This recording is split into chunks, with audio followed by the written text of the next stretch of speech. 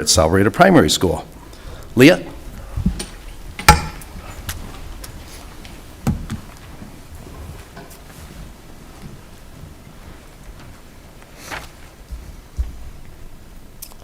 Let us pray. Gracious God, we thank you for the town of Salvarita, for its people, its history, and the strong sense of community that brings us together. We are grateful for the opportunity to serve and for the trust placed in us by those who call this town home. As we gather tonight, we ask for your guidance. Grant us wisdom in our decisions, clarity in our discussions, and compassion in our actions. Help us to listen with open hearts, speak with honesty and respect, and work together for the good of all. We ask your blessing over our first responders, public safety personnel, and all those who serve this community each day. Please protect them, strengthen them, and return them safely to their families. May our efforts be guided by fairness, unity, and a shared commitment to the well-being of Salvarita, now and for generations to come. We place this meeting in your care. Amen. Amen. Thank you, Leah. I Thank forgot you. to mention she's one of our accounting specialists. I forgot to put that. Thanks for being here. Thank you.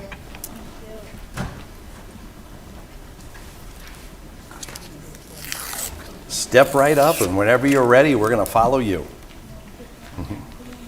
We Pledge allegiance to the flag of the United States of America and to the republic for which it stands, one nation, under God, indivisible, with liberty and justice for all. Thank you. Good job. Everybody that's ever come to that microphone understands how difficult it is. So to have a first grader and a second grader come up and do that, that's pretty awesome. We'll move to roll call. Madam Clerk? Councilmember Gillespie. Here. Councilmember Lisk. Here. Councilmember Lytle. Absent. Councilmember Morales. Here. Councilmember Priolo. Here. Vice Mayor Egbert. Here. Mayor Murphy. Here. Quorum present. Thank you. Next is item 5, which is called to the public. Call to public is open now. Individuals may speak for 3 minutes, spokespersons 10. The council cannot discuss matters not on the agenda. However, at the end of this call to the public, council members may respond to criticism, request staff to review the issue, or add the topic to a future agenda. And I have one this evening. Rick Corrado. Welcome. Hello, Mayor. Good Hi. to see you again. You as well. Well, Honorable Mayor Murphy, Town Council, and respective town staff, they often say that those who forget their history are doomed to repeat it. So this evening, I would like to discuss the history with the mining industry. I want to compare the most recent issues and mitigation the community had to deal with regarding Vulcan Materials. For instance, I remember all the evidence that was presented to this council regarding Vulcan Materials hot mix asphalt plant. I remember evidence reported to you regarding air travel of poisonous micron-sized particulate matter. I remember the presentation given by a former EPA air quality agent before this council explaining how these particles as small as 2 microns can travel 100 miles. He stated respiratory problems would follow. Research was presented regarding huge amounts of water that is unregulated the asphalt plant intended to use that would drain our aquifer. I remember the inappropriate and inadequate traffic studies. I remember the flawed environmental impact report. And I acutely remember Vulcan proclaiming not to worry, nothing was wrong. I remember claims the air, the water, the environment, and the people would be safe. Vulcan stated our concerns were exaggerated truths to be ignored. This all sounds very eerily familiar. Do you remember the history? So they say history does not repeat itself, but often rhymes. So what will be different this time? Let's see. Use of explosives and heavy machinery creating particulate matter traveling hundreds of miles, no difference. Inadequate, inappropriate explanations given as to how or what will be done with hazardous contaminated soil, no difference. Excessive unmonitored water pumping allowed that would quickly drain the aquifer, no difference. Inadequate compliance to treat, replenish, or use recycled water, no difference. Unreliable traffic study with no monitoring of truck or driver qualifications, no difference. No compensation offered to the town regarding road damage, no difference. Complete arrogant silence by Vulcan Materials, no difference. So what is different this time? There's nothing different. Promises of growth, prosperity, and opportunity are short-sighted with narrow focus and poor conception. What will happen when you are forced to explain what you knew, when you knew it, why certain facts were not disclosed, and that nothing was done about it? Those who forget their history are doomed to repeat it. This community does not want this project to move forward, and neither should you. And I want to leave you with one parting thought this evening: the water, the water, the water. Thank you for your time. Thank you. That will take care of call to the public, and now we get to item number 6, council brief summary of current events. Mayor, is your mic on? Oh, not now. Now we come to council brief summary of current events. Debbie? Kim? Yes. Okay. I know one thing you might bring up. The mayor and I know he'll be talking about it. We're in the parade on Saturday, which was my first time and also first time to the rodeo, so I appreciate going. But I really wish the whole council was there. It's a really great opportunity. I think that just being there and supporting Sahuarita is really great. I also attended the ATB installation and awards. Unfortunately, our mayor did not win an award this year, but it was still really great to see what people have accomplished and the awards that were given out, and Councilman Morales was there as well. And I did attend the forum for the Save the Sahuaritas. Great questions from the audience. There was probably over 200 people, I would assume, were there. And then last but not least, this Friday at the Madera Coffee Club in Quail Creek, we're having coffee with council, and this time, Councilmember Lytle will be joining me. So I hope people, because it is open to the public, so anyone's welcome to attend. And what time is that? 9 to 10 in the morning. Thanks. Councilmember Priolo. Dr. Gillespie. Vice Mayor. Nope. Nope. But keep supporting the Sahuarita High School Band. Absolutely. Yep. That's still a work in progress. Also, thanks to the Santa Cruz Car Nuts, we had our big annual car show out at Quail Creek. I think about 312 cars. And Dr. Valenzuela had the Superintendent's Award trophy, and I had the mayor's. Nice. So we made 311 people sad and one person happy. So that's always fun. And thanks for the shout out for ATB. But the mayor of Oro Valley didn't win either, so I was good. That's all I care about. Parade was awesome, as you mentioned.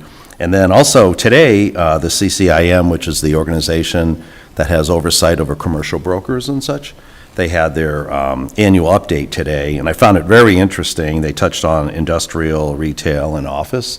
And they're going to be able to get the slides to us, so I'll have staff share those with everybody. You wouldn't get the panel discussion from it, but you'll see the slides, the trends and things. But one of the interesting things was when they were talking about the office, and of course, COVID, had all this open space. And they did a survey, and it showed where 90% of the employees did not want to come back to work, which I thought was kind of interesting. But 70% said if they were, then they wanted it to be hybrid, or they wouldn't come back. And the other interesting thing was, probably my generation, you wouldn't go on looking for a job until you, leaving a job until you had another job. Well, this generation is very different. They'll be like, yeah, I'm going to Atlanta. I don't have a job. That's okay. We'll figure it out. So really having that flexibility, they talked about the importance of it from an employer's standpoint, because folks are just in a new mindset. So it was just very interesting to hear that, along with, trends and things. One on the retail is a lot of these spaces are opening up from a sales tax generation and more as an experience to come back, an experiential, which probably doesn't have as much retail transaction privilege tax associated with it. But you're seeing a lot of these venues going from like Bed Bath & Beyond to other kinds, like pickleball, indoor pickleball courts and things like that. So I just found it very interesting. A reminder, Monday, February 23rd is our next scheduled meeting. And with that, I'll move to item number 7, which is our consent agenda, and entertain a motion at this time. Actually, Mayor, I do have Oh, I'm a, sorry, and but I don't think I... just real quick, Yes, if you don't mind. no, never mind. Just, I never mind, not never mind. So, just to clarify. good recovery, man. I wanted to read aloud an email that you received today from our clerk, Lisa Cole. It's in regards to the 2026 primary election. The date changed to July 21st, so I'll read this. An emergency legislation enacted on February 6th moved the primary election from August 4th, 2026 to July 21st, 2026. The legislation validates nomination petitions circulated with the August 4th, 2026 date, including equal petitions, provided they otherwise comply with statutory requirements, and confirms that candidates are not required to file a new or amended statement of interest solely due to the date change. So keep that in mind. This election, 3 town council seats with 4-year terms are up for consideration. Candidates who do not receive a majority of votes at the primary election, now July 21st, as defined in state statute, will advance to the November 3rd, 2026 general election. Candidate elections are nonpartisan and at-large. Qualified electors seeking to run for town council must file all required candidacy documents, including nomination petitions containing between 273 to 545 valid signatures by 5 p.m. on Monday, March 23rd. So that's the latest you can submit your petitions. Filing period starts, so the earliest you can submit those petitions is Saturday, February 21st. Saturday being a Saturday, offices are closed, so it'll be the following Monday. Candidate information, handbooks, and forms are available on the town website and through the town clerk's office by appointment if you'd like to speak with somebody in person. So I thought that it would be good to, put that out there for our public that's listening, knowing that that change is very recent and it's impacting how we play ball with this upcoming election. Thank you. Thank you. Is there anything else you wanted to touch on? Nope, that's it. Nope, I appreciate it. Back to item number 7, consent agenda. I'll entertain a motion at this time. Do I have a second? Motion second. All those in favor signify by aye. Aye. Any opposed? Motion carries. Madam Clerk, item number 8. Item number 8, study session regarding the 2025 Sahuarita General Plan. Thank you. And Ms. Henderson, or Lanthea, will introduce the item and welcome Robbie Aaron from Michael Baker International, who will present the item. Oh, there you are. You just magically appear on the dais. Thank you. Good evening, Mayor Murphy and council members. Agenda item 8 is a study session for the general plan update. Tonight's presentation on the general plan will be provided by Matt Kleisico. He is working with Robbie. It's Matt's turn to make the presentation. He is also from Michael Baker International. Matt has over 23 years of experience in planning and has worked on a multiple number of general plan updates. He is also the project manager for this. So with that, I'll turn it over to Matt. Thank you. Welcome. Well, thank you, Orlanthea. Thank you, Mayor and Council, for the opportunity to speak with you this evening. We are, if I can, there we go. We are at a very key milestone in this general plan update process. And so I'm really excited to walk through some highlights of how we got to this point, and certainly leave time at the end of my discussion for any questions or clarifications that council may have. So really, the four talking points that I'm going to be keying in on is, of course, how did we get here? So give you a recap of the work that's been done up to this point. Clarify the outreach that went into the process, because this is ultimately a plan that is going to be ratified by the public. And so outreach is certainly critical to the overall process. Then I'll spend most of my time sharing the contents of the plan and getting into the specifics of the draft plan, and then outline the next steps. So the key takeaway, I think, from tonight, as Orlanthea pointed out, is we're having a work session. So no decisions are being made this evening. But the hope or focus of this work session is that we will be back in front of council at your next meeting on the 23rd of February. And at that meeting, our hope is that we will be in a position, or council will be in a position, that could form a final determination on the plan. So really tonight's about identifying any questions that you may have, or identifying information that you may want that we can either discuss this evening or bring back at the next meeting, so that we're all comfortable moving forward. That's really the goal. So with that little housekeeping discussion up front, I'll first jump into where we are in the process. And if you've joined us for our prior work sessions on this, or any of our community workshops, this graphic will look familiar to you. I won't go through the specific nuances of the entire flow chart, but you can see that we started this process way back in January of 2024. And this process really had three primary phases. We looked at existing conditions. With the benefit of existing conditions, we then, of course, worked to draft the plan. Then through a 60-day review process, we're now, where the red dot identifies, in the achieve phase, where we're getting to the point seeking council's approval, so that ultimately we can then put this plan on the ballot for voter ratification. And so that's why you see engagement intertwined through all those phases. It's a critical component of the overall process, because at the end of this, we're going to ask the public to support it. And so naturally, the key is to get out to residents and hear what they have to say, and update the plan in alignment with that feedback. So before I jump into some more detail about our outreach and the general plan itself, just a little refresher on what the general plan is. This is a state mandated plan, so every city and town in Arizona is required to have one.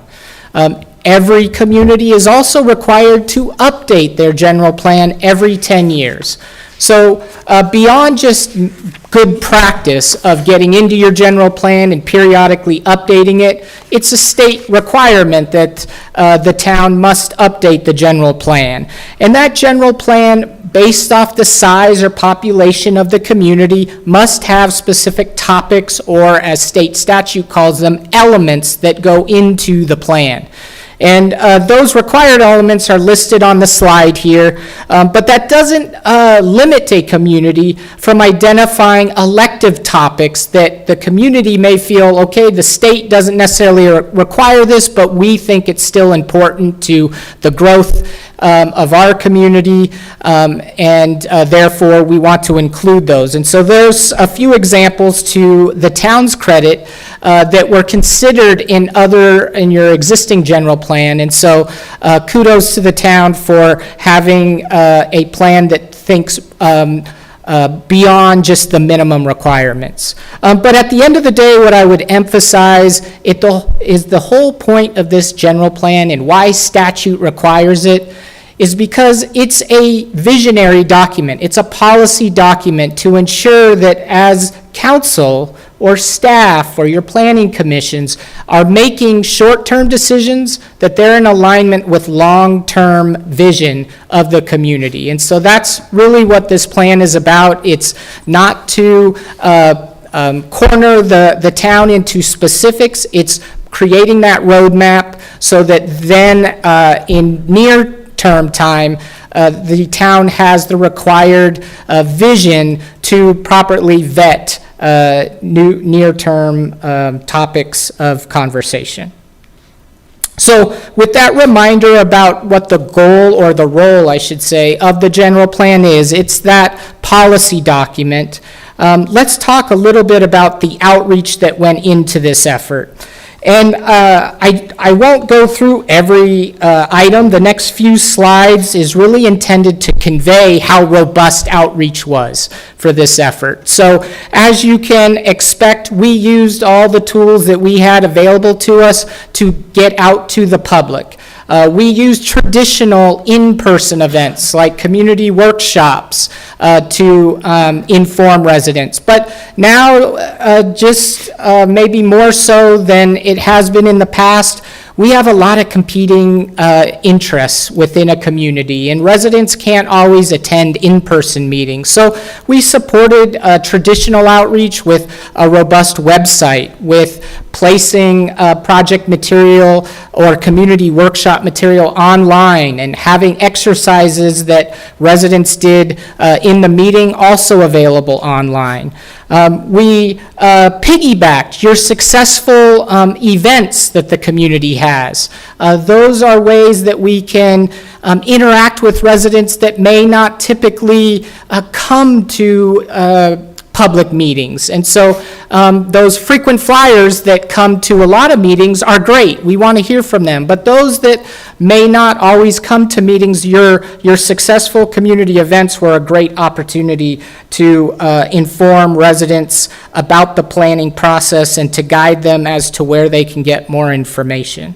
So this outlines some of the workshops and the dates and the participation, the surveys and the number of responses that we collected in those surveys. And it also touches on the study sessions we had with council and commission.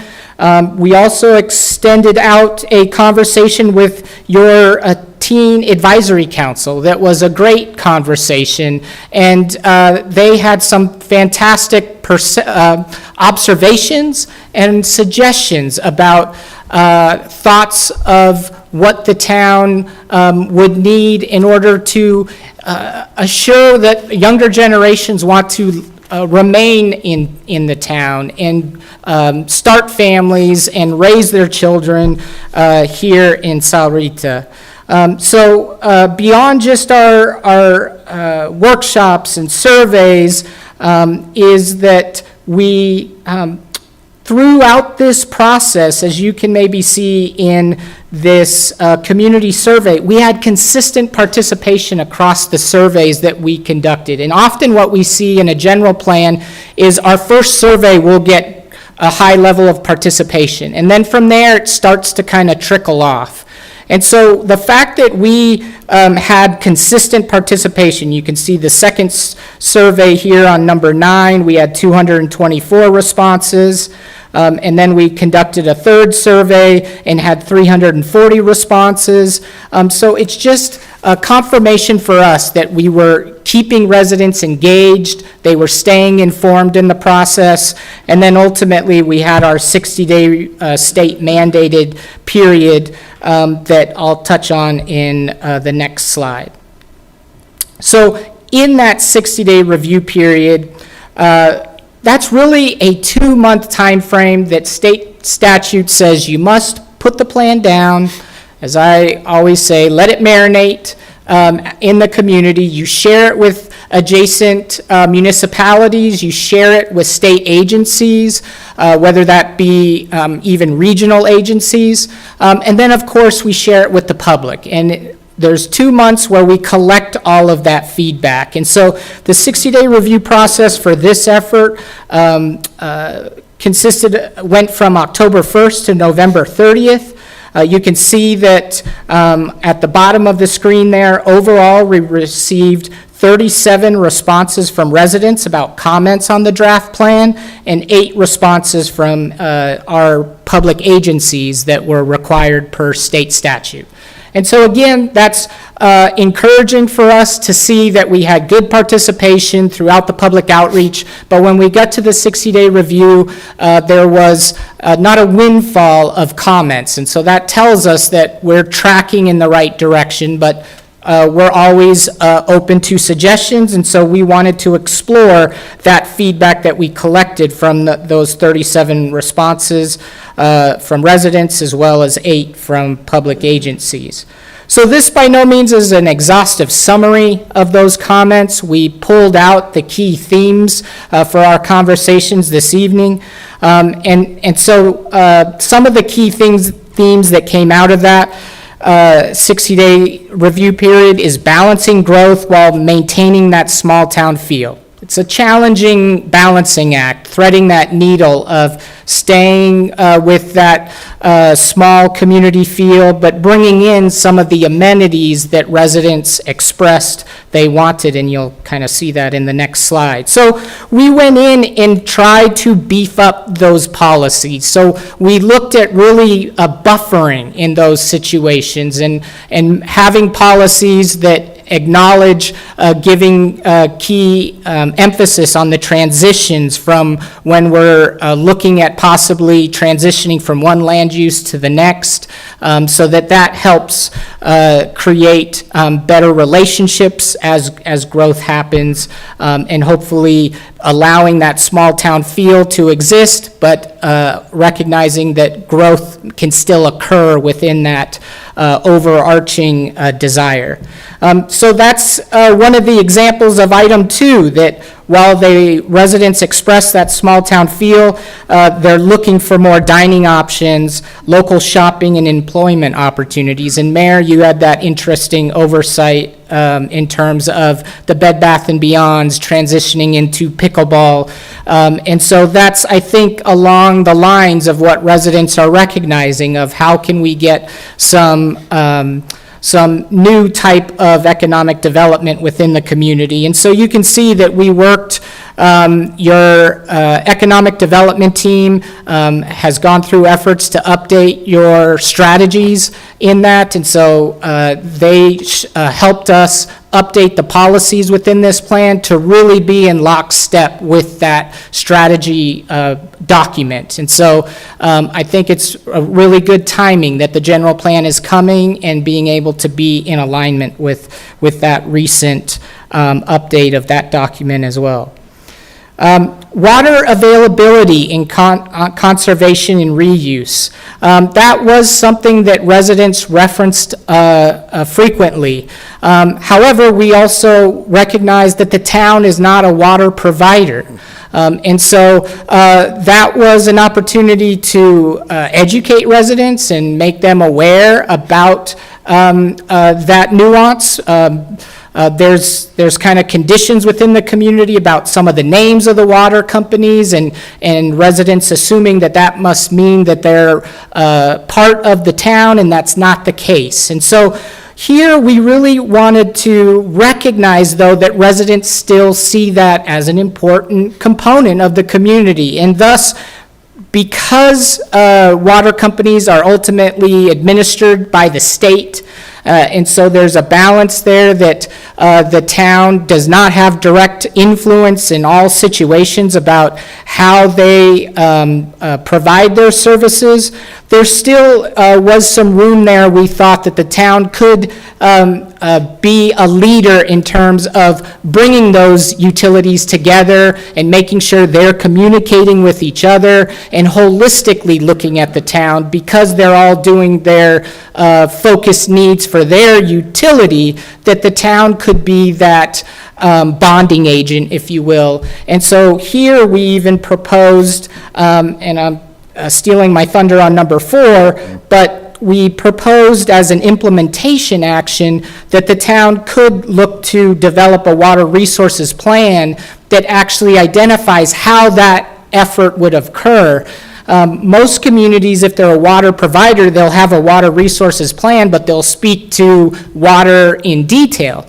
In this aspect, we're suggesting that maybe the town could just have kind of a water resources plan about how it's going to be the leader in getting coordination and not necessarily about facilitation. And so the last item speaks to that implementation action. One of the things that we were encouraged about the 60-day review comments is a lot of residents shared, I don't have any issue with the policies, it all works for me, but how are we going to do it? What's next? They're already jumping to, okay, I'm good with the plan, now let's get to work.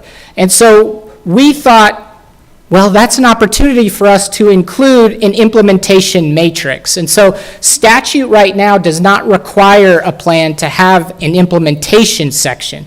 It requires to have policies and goals on those topics or elements, but it does not require the plan to detail how that might be achieved. And so we identified an implementation table that I'll touch on in a few slides to help outline some baseline steps that the community can facilitate in order to champion some of those policies and goals that community members shared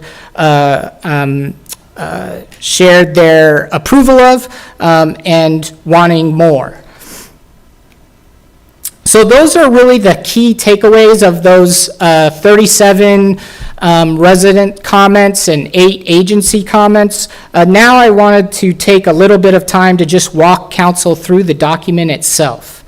With the general plan, we emphasize that like any other business plan that you might be part of in your line of work, having a unified vision statement is a way that the plan can ensure that it's all rolling up to a common focus. And so the existing general plan has a vision statement in it, and we went through a visioning process with residents through our community workshops to refine or to recalibrate this vision statement. So we didn't holistically rewrite it or move away. We went back in and selectively refined the vision statement based off the feedback that residents shared.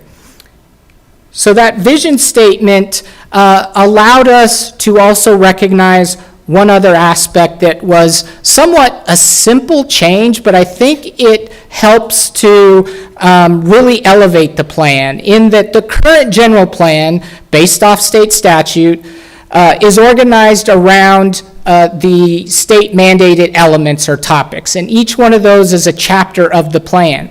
So land use, growth, circulation, those become chapters of the plan. But what happens when you open the general plan is that, yes, that meets state statute, but does it really give someone that might be new to the town an understanding of what the town is all about? And so what we like to think about is, what is the elevator speech for this general plan? If we give it to someone and say, here's, a minute to look at this plan and tell me what this community is about, we structured the plan around these 3 primary themes or chapters.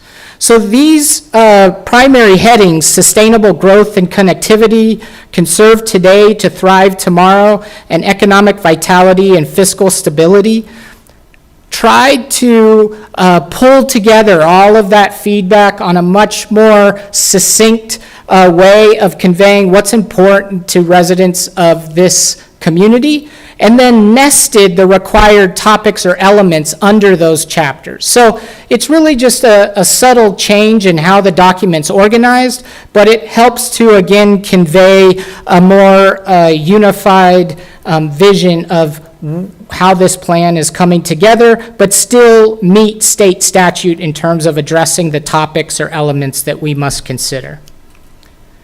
Another aspect that is most synonymous with the plan is a general plan is made up of goals and policies. And so naturally, an update goes through and makes sure that we recalibrate or refine those goals and policies based off of what has occurred over the last 10 years. So we went into the existing plan and with the public's assistance and through a lot of our work sessions, we identified goals that either may have shifted, could be combined with other goals, or have been accomplished. And that same philosophy applied to the policies that go along with those. So you can see that the current plan is a little bit more succinct. We have a little more, a lighter level of goals and number of policies, but they're all there to serve a specific purpose. And we tried to ensure that we didn't have an excessive amount of overlap so that this document can be as succinct as it can be, but still be in alignment with residents' expectations. So you can see some of the key spotlight areas of that notion of balancing growth for all. That's not, even when we look at housing, it's not focused on one type of housing, it's focused on the spectrum of housing. In terms of retail and commercial development, it's not, specifically sit-down restaurants, but it's also looking at non-chain type of retail and other aspects. So when we say for all, it's intended to be that we don't want a policy document like the general plan to specifically define a direction. The point of the general plan is to provide guidance, but leave flexibility so that those near-term decisions have room, right, to navigate real-world issues that may not all be contemplated at this point in the timeline that, addresses the next 10 to 20 years. So with some of those focused items that are bulleted there, I'll take us into some of the maps that go along with the general plan. Certainly the land use plan that you see here is the one that is most synonymous with the general plan. The takeaway here is we did not change the existing land use categories. We went in and clarified some language within the descriptions of some of those based off of staff input of, as we administer this, it would be helpful to clarify what we mean by this phrase or refining something, but extensively we did not change the land use categories, and we also did not do a drastic change of land uses overall.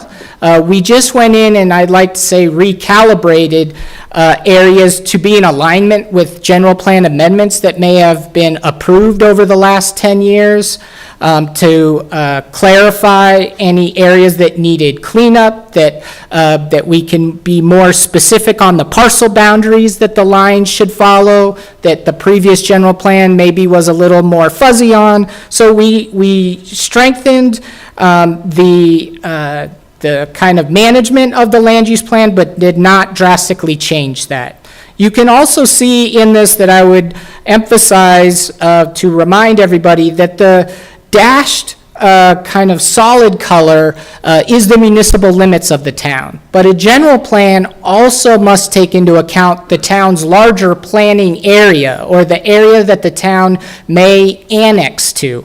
And so for the town, that area is largely captured in the CCAP area. And so that, for the public that may be listening, that's the lighter area or faded back area that you see on the plan. And so that area was largely planned during the last general plan update, and we did not make significant changes to that. And one of the aspects that I'll note about that is that the growth areas plan. And so statute requires that we look at growth. And so one of the things we like to emphasize for residents, when they see growth in the general plan, they get a little, why are we advocating for that? And what we want to emphasize is we're not advocating for that. We're, one, meeting state statute, but then two, growth can also be about recognizing where growth pressures exist and reacting to those, as opposed to suggesting that we're advocating for growth. And so this growth map, while it's there to align with state statute, It's also here to, I would emphasize, that there's still large pockets of the municipal limits of the town that you can see are undeveloped. And so what we would share is that largely the planning area or the CCAP area, there isn't a strong expectation that in the next 10 years that that area would be needed for additional growth, that there are areas within the town that have infrastructure and that have entitlements that we would expect to develop in the near term more so than the CCAP area. So that's one takeaway on the growth. When we look at transportation, another area that we were able to really just calibrate this plan, make sure that it's consistent not only with the classifications that the town may have for roadways, and when I say classification, that means identifying what roads are arterials, collectors, or local streets. So this was our chance to make sure that if any classifications have changed on a particular roadway, that we can document that. But this also allowed us to align with regional efforts. And so I would point out that this plan does now include the I-11 preferred alignment that breaks off to the west from I-19. You can see it just on the El Toro Road alignment there, the little hatched area. And then to the east at that same location is also identifying the Sonoran Corridor. The thing I would want to emphasize on the Sonoran Corridor is, again, this, like maybe I-11, these are either federal or state initiatives that the town is not leading. But because this is a document to inform decision-making, we want to make sure we have this information within the general plan so that it can be part of the discussion when it is needed. And so this plan isn't necessarily looking to advocate for these facilities. It's looking to recognize that planning is occurring for them and that the town should make sure that that planning, that the town continues to keep a seat at the table during those conversations. And so the last point I would make is on this legend, you might even look, for example, that it says the Sonoran Corridor Preferred Alternative. That is language utilized by either the federal or state process. They look at multiple alignments when they're developing a facility, and then as they evaluate all those, they ultimately arrive at a preferred corridor, and that's the language that is there. It's not to suggest that this general plan is saying that's the preferred corridor. It's reflecting that's what was identified in the formal process at the state or federal level.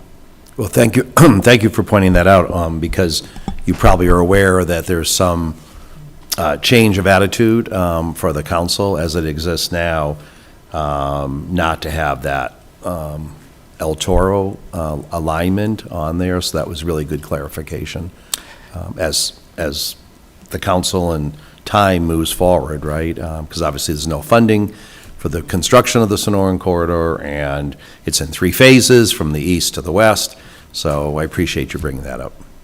Yeah, and that's really ultimately part of the conversation this evening, that if council does have direction of stronger language or very focused language that would solidify that perception, then we would want to identify that so that when we come back before you, council's more comfortable with the language as provided. So excellent point, Mayor, in terms of clarification there.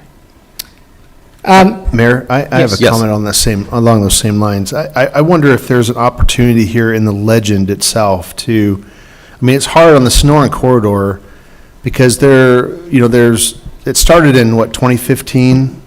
Yeah. About a tier 1 analysis, and now they're in the tier 2. What's denoted on the map there is really a 2,000-foot. 400-foot, I believe. Well, on the map right now that I see it, that's the 2,000-foot corridor. It's going to end with the 400-foot, Thank you, yes. right? And nobody would really appreciate that by seeing the map or really understand that it's still in the middle of a process, right? It also might be helpful on the legend to denote that the corridor is actually a state or an ADOT project. I was gonna say that, And on the Shane, too. I-11 is a federal project, to help the reader understand that these are external forces that are being represented on this map because it's a planning document and it's appropriate to have that called out on the map. I was going to mention the same thing, only because, if it's our general plan and it says Sonoran Corridor Preferred Alternative, that feels like it's our preferred alternative, as opposed to another agency's preferred alternative. And actually, that's even a little too strong, because they told us, they could still come back on any of the three phases as a no-build. So we don't even know that to be a fact until they present back to us, ADOT, on what is their actually preferred alternative. Knowing that this is a project, a work that has to get done. Right. It would be a little disingenuous for us not to have something on there. Correct. And this is what the state is giving us. But the more we can include in the legend or in footnotes to that legend, kind of at this date and time kind of thing, this is where that project sits, I think the better Right. for all of us. Thanks. Concur. That's great. This is the dialogue that makes me excited, because to clarify, when we're back in front of you, Mayor and Council, and seeking ultimate, hopefully, approval, it's difficult, right, we need clarity as to what it is we're approving in terms of the general plan, because that is the exact plan that must be taken to the public.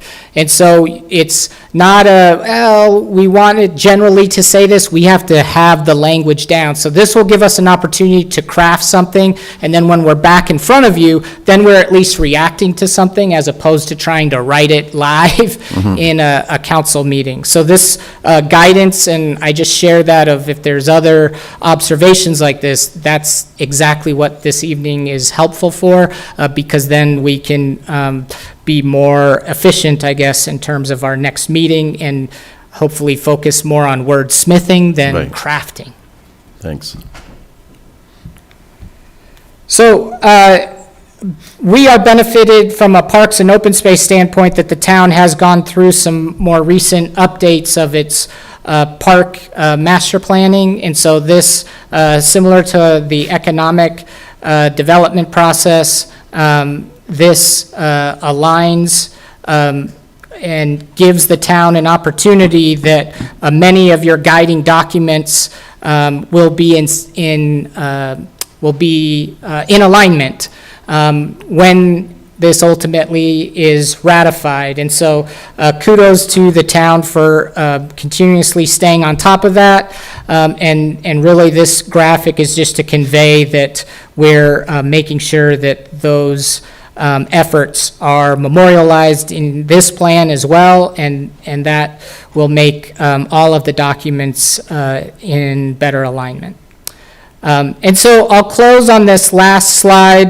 This isn't meant to be an eye chart. It's really to convey that implementation matrix that I mentioned. And so statute doesn't require this, but based off the feedback at the 60-day review, this is a reaction to that. So when we're asked, well, how did you respond to 60-day review comments? Well, this is one of the biggest examples I could share. Is we went in and said, oh, well, wow, they really want the future steps. So we developed this table, and you can see it has short, mid, and long-term efforts.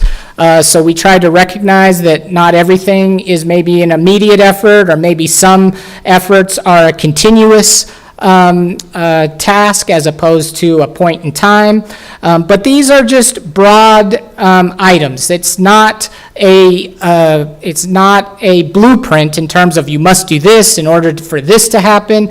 It's just a way that you can see we organize it by the primary chapters. And for chapter 1, 2, and 3, here's some things that could help achieve those goals. And this is something that can be residents can be guided to gain additional information. So with that, I'm going to try and quickly jump through some of the discussion that we had with the Planning and Zoning Commission. So for this process, we are required to have 2 public hearings with the Planning and Zoning Commission. They form a recommendation to council, and then, of course, council makes a final determination, and then that determination is what gets placed on the ballot.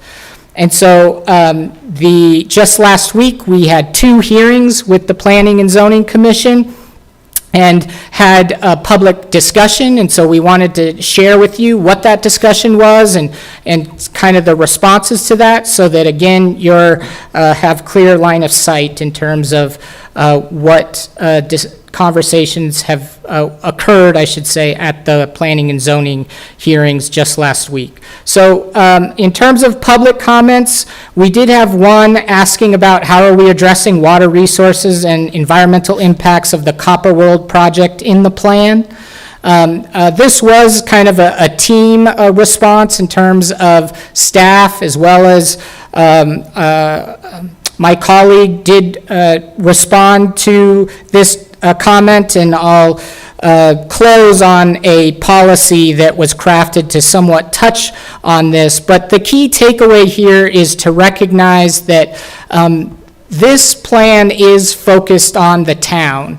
And so we don't want to overly, it's not to say that plan can't have recognition of regional projects or initiatives, but we also don't want to have a false sense of guidance that this plan can determine projects that are outside the boundaries of the town or its planning area. And so that was one of the broader discussions we had at the meeting, is just to reiterate that from a topic standpoint, water resources and the environment is important in the plan, and we have a lot of policies that address that. But as far as the specific projects, we don't want to give a false sense of security to residents that this plan has governance over something outside the community. So wanted to convey there that we recognize the request and the concerns, but also had to temper what we can do within that context. And can that be strengthened at all? Because when I have conversations about it, like air and water, those are state agencies that issue those permits.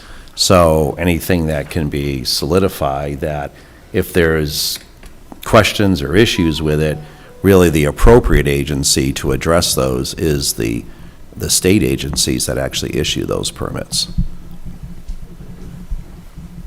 And I mean, I think that goes strongly, but if there's even another step to, to say that it's not a concern, it's just that we don't have oversight over it. It's the state does through a lot of different.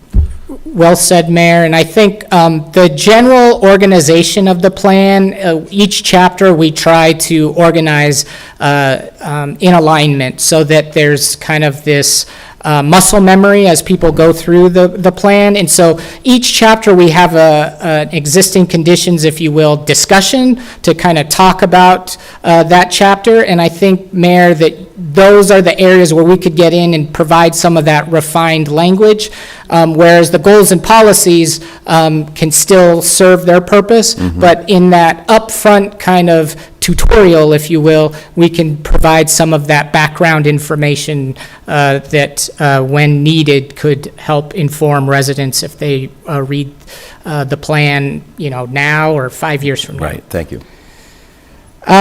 So back to our discussion about the Sonoran Corridor, there were comments related to the development of the Sonoran Corridor and its impacts on the town.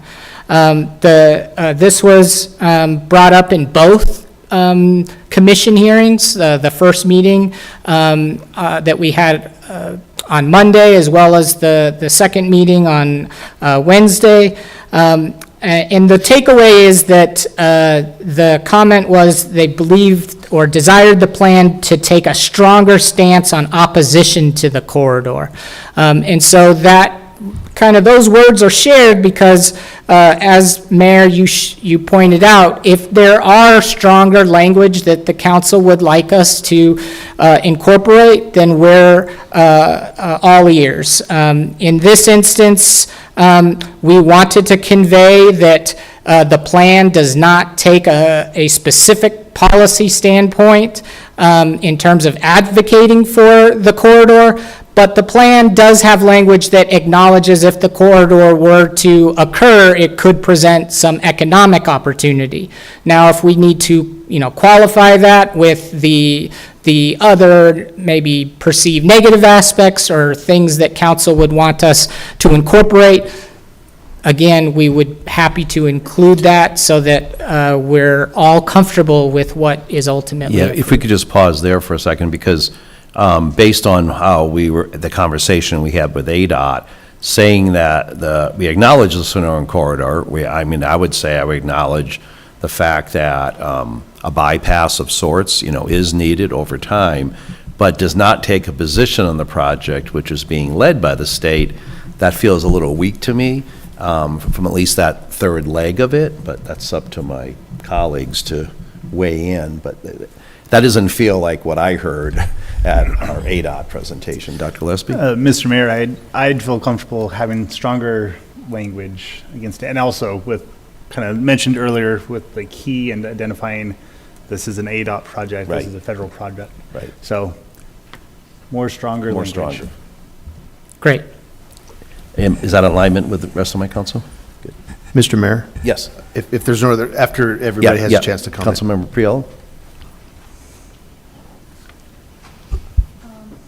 So I've got concerns that unless the language gets a little stronger, that there's this residue of potential for misperception of what is our jurisdictional authority and what isn't. I know that sometimes the general public thinks we can do whatever we want and that we have full power and authority over absolutely everything in the town, and nothing could be further than the truth. So I'm concerned about some aspects of what you have up there. And several slides back, there was one slide that had to do with water, and there was another slide that had to do with energy. And I presume the energy might have to do with power companies? Correct. Do you mean? Correct. We don't own utilities either. So Right. we don't own utilities, and I know there's concern about electricity and data centers, we're all aware. And we don't own any of the water companies, and we certainly know there's concerns about our aquifer. And so I'm concerned about leaving that impression that we have more jurisdictional authority than we actually do.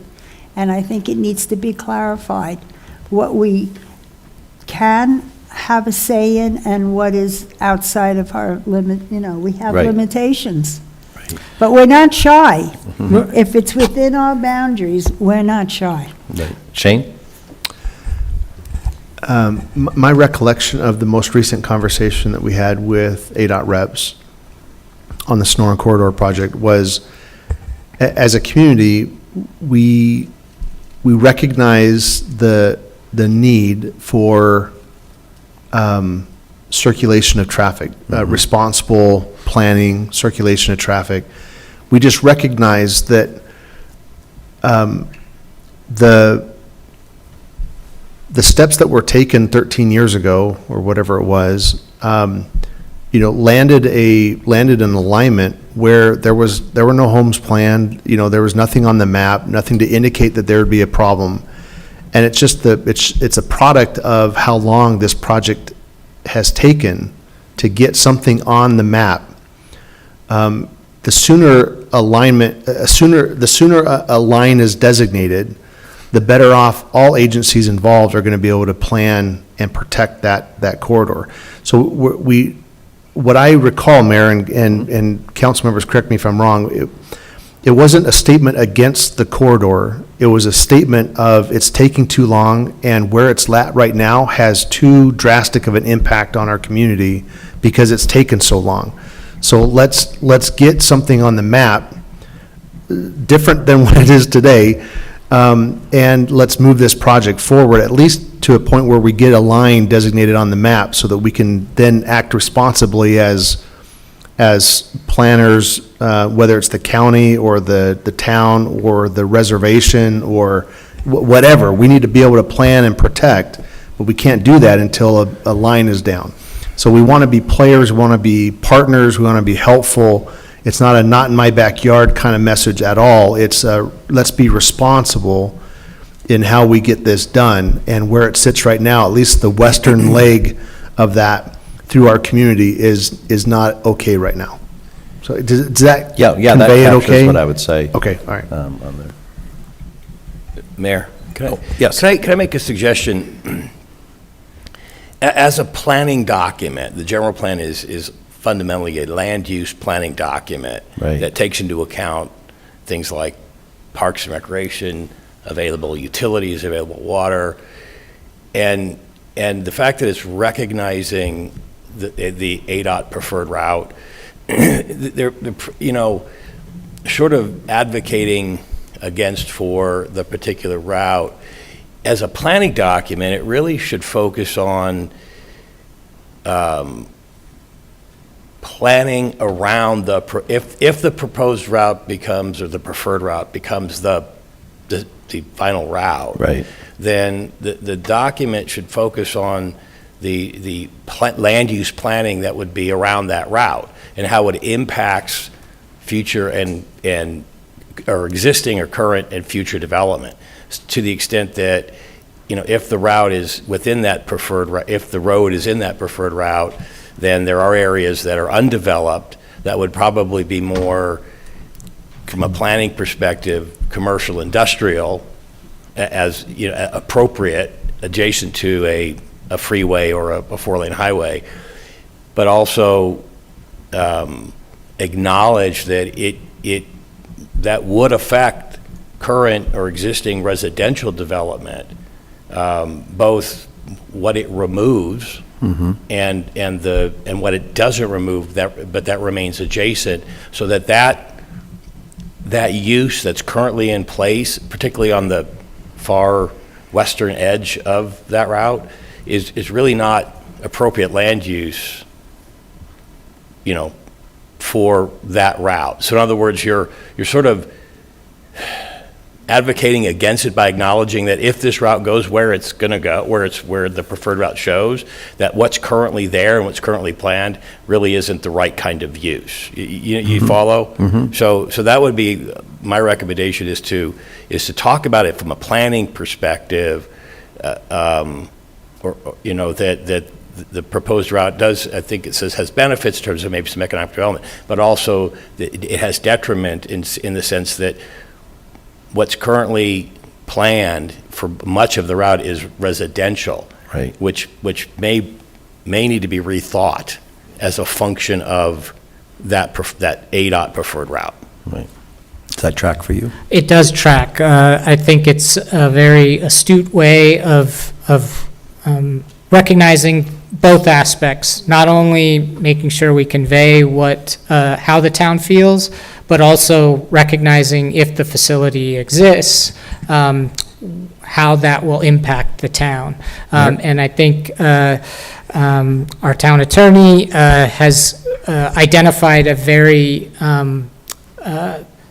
beneficial way of introducing that conversation. So, Mayor and council, Yes. thank you. I really like this idea because going forward in all of our collective interactions with the decision makers, we can refer to a recently adopted, cross my fingers, recently adopted, general plan for the community that recognizes the economic value of that kind of corridor in our general area, but also as a planning document says that's why this particular location doesn't work. right? So I think there's a lot of value there Yeah, that way. Yeah, no, it's a great point. Thank you, John, that's great. Thank you. We'll keep him around for another couple of weeks. So, Well, thank you for, is a new day to earn your stripes. well, I'm glad we kind of dwelled on that one a little bit, because I think there was room for improvement there, and the guidance that we received, I think we can come back with something that, if not on the mark, is pretty close. A few other comments. We did at our first public hearing, the Coalition for Sonoran Desert Protection did acknowledge that they apologized for missing the 60-day review process, but did submit a letter discussing the application of the Pima County Conservation Land System on the unincorporated properties at the time of annexation. So that's really generally the CCAP area. Right. And so the requested policy language that was asked to be included is that first item that says, apply Pima County Conservation Land System map and associated guidelines to future annexations. And so not a long explanation, but because the CCAP area is in the county, it's governed by the county, and thus the county has this unique conservation land system to address environmental considerations for key corridors, whether that be wash corridors and those types of environmental aspects. And so the request is, I think, in terms of our discussion with staff, there's obviously a recognition from residents through my talking points that the environment is important. However, jumping from the county and the county's language and processes is not a kind of one-to-one aspect in terms of the town. And so what I mean by that is that the conservation land system is a tool that is applied at the zoning level, first of all. And the county's zoning and zoning tools are not exactly consistent with the town's. There's different terminology, there's definitely different steps. And so to simply add a statement that says, apply Pima County Conservation Land System map when land is annexed into the town, would be a little bit of jumping a little too far ahead, because we can't physically do it as specified there. And for our benefit, the town has recently evaluated that conservation land system, and some of the town's ordinance updates and maintenance efforts on guiding documents. And so I think there are aspects of that that are already being infused into town policies, and the town isn't in opposition to continuing to explore how those might be, but needs that flexibility to incorporate those elements in a manner that is in alignment with the processes of the town. And so we crafted alternative language that you see there, suggested policy, which would be in the environmental chapter, policy 1.8. In post-annexation entitlement reviews, consider Pima County Conservation Land System map and guidelines to balance new development within natural resource protection, development with natural resource protection. So here you can see it's just a little twist on, we understand the benefits of it, we'll be mindful of it, but we're going to apply it in the way that is best suited for the tools that we use to guide growth in the town. So that was presented to the commission for consideration, and also the commission, through our conversations, also had comments about wanting to provide a stronger policy that recognizes the need for economic growth but balances out not at the expense of water conservation and/or air quality. And so I think it's that notion we were just talking about in the Sonoran corridor, is that within the general plan, we have a lot of policies that might not necessarily complement each other, and that's common.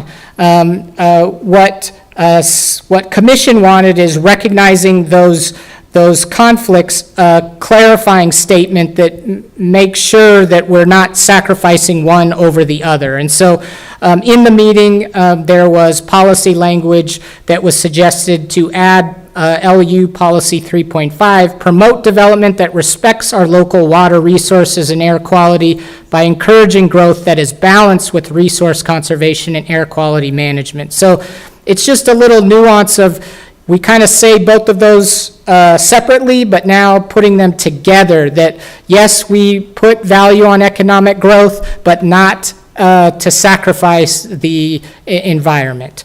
And so that was a discussion that was had with the commissioners, and then ultimately their recommendation. So what will be before you on February 23rd will be a recommendation of approval of the general plan, subject to adding these two policies.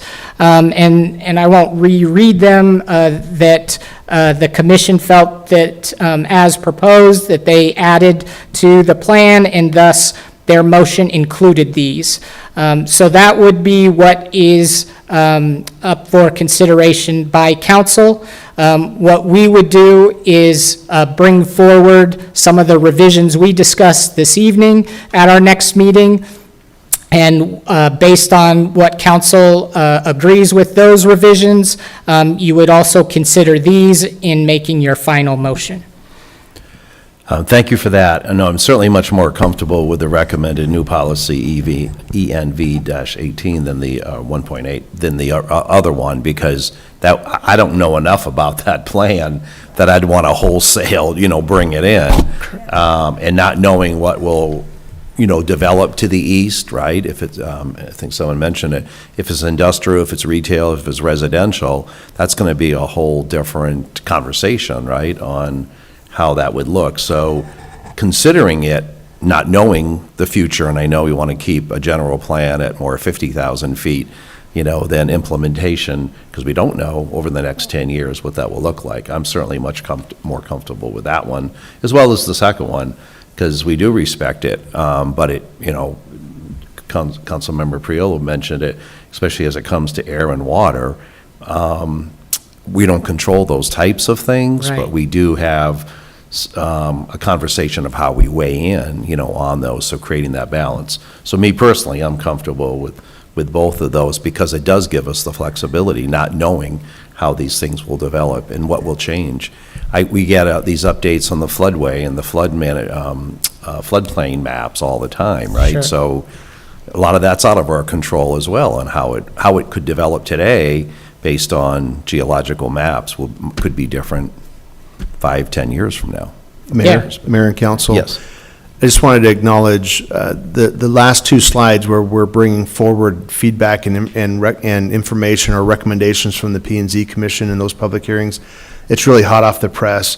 Those hearings occurred last week. Right. And so this information wasn't able to be included in your council packet. So if we have to spend a little more time on these last two slides to make sure you're comfortable with that, I just wanted to put a pause and make Yeah. sure we do that. Thanks. Absolutely. Diane?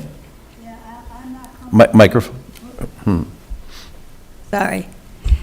I feel uneasy with this because I still think it needs to be developed more, particularly because we don't own the water companies and we don't own the utility companies. Our role, in my vision, my view as a town council member, is to work with the agencies that issue the licenses and the permits. If there's a problem with their standards, then it's up to the governing bodies Right. and how those policies and rules and regulations are changed or mandated. Mayor, can The Arizona Corporation Commission. I maybe help a little bit here? And that is, again, going back to this as a guideline for you when you're making land use decisions, either in the current town limits or as we expand eastward. And that is that if you're going to be making, land use type decisions, rezonings, use permits, those kinds of things in particular. This document is intended to help guide you with those decisions. So in other words, if you wait, you don't have to have control of the water company, utilities, or regulate air quality. Right. But if let's say you put a lot of emphasis and weight on air quality,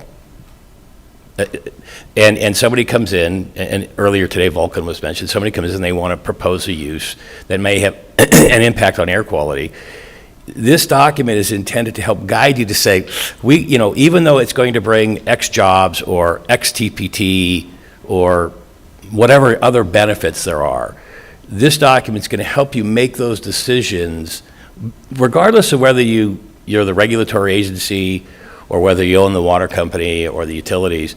This document is supposed to help guide you in those decisions, so if you don't like the fact that this proposed development is bringing in a bunch of traffic, which affects air quality, you use this document as basically a support to say, no, we don't really like this, or listen, we like this, but you're going to have to cut back on the amount of car traffic it generates, so you're going to have to bus in employees or those kinds of things. So I guess what I'm trying to say is, don't look at this as a regulatory document, and it doesn't matter that we don't control the air quality regulations, the water quality, water amounts, water companies, whether we regulate utilities or not. If you have concerns that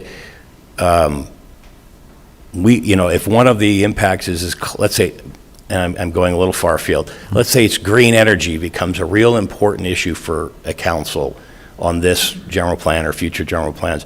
The fact that the town has zero control over electric utilities and how they generate electricity is not what this plan is intended to do. It's intended to help you make a decision. We really don't want this proposed project because, and then you point to the general plan elements to say it's going to have negative impacts on environment, water quality, water amount, traffic, air quality. It's going to impact, the things that we may not regulate, but that's exactly why you would say we don't really want this project, because we don't like the fact that it's going to bring it's going to impact air quality issues, and we have zero control over the ability to regulate it. You follow? So Yeah, well, I follow, but I'm still a little confused because like in Vulcan, which they voluntarily pulled out, if we're talking about air quality and they're meeting the air quality standards of the state permit, and we come in and say, well, I don't really like that project, and you need to cut twice as much as you're required to do. It really goes to approvals. So, and Vulcan, the problem with Vulcan is it's a use permit versus more of like a rezoning type decision. And so, you look at the general plan, particularly when it comes to rezoning, and to say, is this rezoning consistent with the general plan? And you can go, well, the land use map says it is, Right. but you have 4 other elements that say it really is not. And that's where the consultant says, there's a lot of parts of the general plan that that contradict each other. So you could have a proposed land use, a proposed rezoning that's consistent with the land use map, but it's not consistent with, let's say, the focus or emphasis on air quality, water quality, traffic impacts. So just because it's consistent with the land use element of the general plan doesn't mean you're required to approve a rezoning, because because there are other elements that don't support the rezoning request. When it gets below rezonings, it's a little bit more of a challenge for like use permits and things like that, because they're sort of very finite terms of decision-making process. Rezoning is where you have all that discretion. Right. I think that's a lot. So that's what I'm trying to get at is if you focus, if one of the emphases or some of the emphases you want to focus on are water quality, water use, traffic, air quality, you can do that in the general plan, even though we aren't the regulatory body of any of that, because it's intended to help you make decisions that precisely because we don't regulate air quality, we can reject a development, a rezoning, let's say, that's going to have an impact on air quality, even though they say, well, we're going to comply with all the minimum air quality requirements. You can, the general plan helps you make that decision and say, so what? We still don't like the project because we don't like the impact it's going to have, on air quality, even though you're going to meet the minimum requirements. That's what the general plan allows you to do. So I'm trying to say, don't get hung up on the fact that we don't control water, electricity, air quality. We aren't the regulatory body. This is intended to help you make decisions precisely because we don't have regulatory authority over those things. Right. Well, I think the clarity for me was when you talked about a rezoning, because I don't know if this is a good example, but when we did for the apartments, right, we went to 3 stories, and, we could have said, oh, that hard corner, is not good, or there is traffic, so we would require maybe a light or something along those lines. Is that a better comparison because it was going for a rezoning? I guess let's say. Actually, that wasn't even. We don't really have it in our general plan, but some places have protection of the view corridor. As an environmental element, or I guess that'd be probably an environmental element, and so you would look at a proposed and again, it's primarily when you're looking at zoning. Yeah, that's right. And when you get below that, it gets a little bit more, like you said, more complex. When you're looking at zoning questions, simply because the applicant's going to come in and say, our proposal is consistent with the general plan because the land use map says this is a permitted use, but you have 13 elements, 10 elements that you could look at as well to say, well, it's inconsistent with 4 others or 5 others. And so that's where I think if you want to find or focus on things like air quality, water usage, power usage, impacts on park and recreation, which we do have probably more control over than some of the other elements, you get to look at the general plan and say, because it's not consistent with or it conflicts with these elements, and we're going to weight these elements over, let's say, TPT generation, AC, or job creation or something, or you get to sort of put them on that scale, right? The old-fashioned, scales of justice, and go, it weighs heavy on job creation and tax generation, but we're going to kind of weight the other pieces of it, and so we get to say no. And again, primarily focusing on rezoning requests is where I'm more comfortable because, when we use some of those other examples, like Vulcan, right, it was a CUP, and there's personal property rights, and there's all kinds of things, but I guess I was always taught a rezoning is the proper place to balance all of those other factors. And that's where the council has, I don't want to say unfettered discretion, but discretion. Pretty much the widest discretion you have. And as you go down the decision-making matrix, you have less and less discretion. And use permits are, again, a permitted use subject to conditions, which is more limited clearly than a rezoning that is purely legislative in nature. And this document is intended to guide that legislative decision. Right. Diane? Okay, so is it possible then to incorporate in that document that it's most applicable to rezoning situations? And I don't expect the general public to know the difference between a CUP3 and a rezoning, but we certainly do, because with the CUP3, substantially mitigate is just like tattooed in my brain of what our standard was when we looked at this. So. And I certainly remember during Vulcan, so many people with the call to the public used this document to say you're in violation. So while we are forming a new one, why would we not want to incorporate something that helps differentiate it? It's more applicable for rezoning situations rather than CUP3 kinds of things. Does that make sense, Matt, as far as, well, I mean, because is the general plan in itself a nexus to, rezoning? Or are we supposed to know that? Or is the average public supposed to know that? How do you? And Thank you, Mayor. You just touched on, this is wonderful dialogue, and I appreciate everyone being so thoughtful, because that is, as I like to use the phrase, that's why we're hired, right, is to thread that needle for you, and that's where I think our homework is, because everything that was said is accurate in that we don't want to give false promises.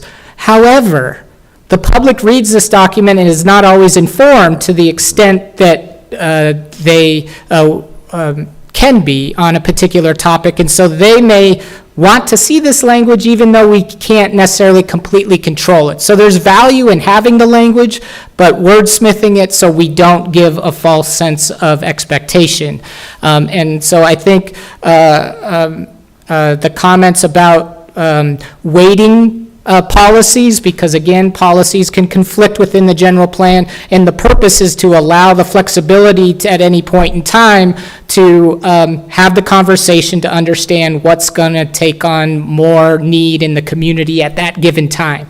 But if we stand here today and say, no, we know for a fact that we want to convey to the public that we're not going to place economic development above how we look at the environment, then there is value, I think, in having a policy like that, as long as we refine it to make sure we're not suggesting that we can do something we can't. Well, and also, to that point, when you're promoting development with respecting all these other things, because this is also a document all 7 of us could change, right? So you don't want to lock in a council that says, either we always respect economic development amongst everything else, or we don't. Either way, you don't want to necessarily, I don't think, in a general planning document, lock anybody in, because we could all change over time, right? Right. So I think we understand the assignment. We'll do our best to bring back some language, and we might even have options or something to see if one lands better than the other. Great, thank you. Is everybody okay with that so far, the whole conversation?